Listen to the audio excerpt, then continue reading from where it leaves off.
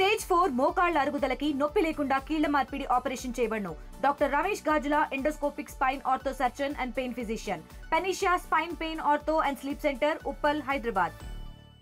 మేము ఒకటే విన్నవిస్తాం, ఇది మానవ తప్పిదం తప్పక ఎక్కడ సిస్టమ్ ల్యాబ్స్ కానీ లేకుంటే ఆ బస్సులో ఏదైతే స్టెప్స్ తీసుకోవాలో డిపార్ట్మెంటల్ పరంగా అవి తప్పని ఎక్కడ అనుకోవద్దండి.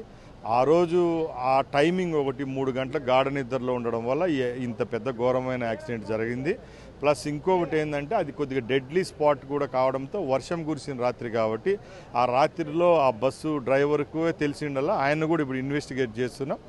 అతి త్వరలోనే మీకు కరెక్ట్గా ఏం జరిగిందో అది మీ కళ్ళ ముందర. యజమానుడు పరారీలో ఉన్నట్టుగా తెలుస్తుంది సార్. ఎక్కడ లేదండి, ట్రాన్స్పోర్ట్ డిపార్ట్మెంట్ దగ్గర ప్రతి ఒక్క డీటెయిల్ ఉంటుందండి. ప్రతి ఒక్క ఆపరేటర్కి సంబంధించిన సిస్టమ్ అంతా మా దగ్గర ఉంటుంది. దాని విషయాలంతా ఎలాంటి ఏర్పాట్లు చేశారు సార్ అక్కడ DNA దానికి సంబంధించిన?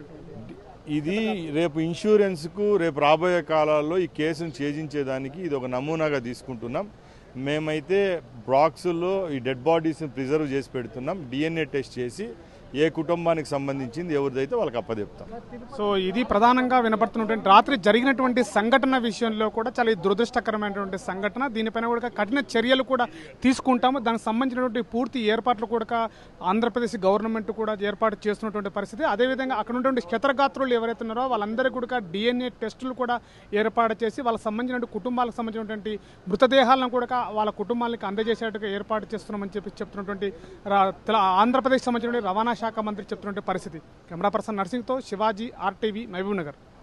తెలుగులో ఫాస్టెస్ట్ న్యూస్ ఇప్పుడు కొత్త అవతారంలో 5 సెకండ్లోనే పూర్తి వార్తా సమాచారం మీ చేతిలో. సోషల్ మీడియా ట్రెండ్స్ మీ కళ్ళ ముందుకే live TV and voice search options తో ఇప్పుడే డౌన్లోడ్ చేయండి. యాప్ లింక్ డిస్క్రిప్షన్లో ఉంది.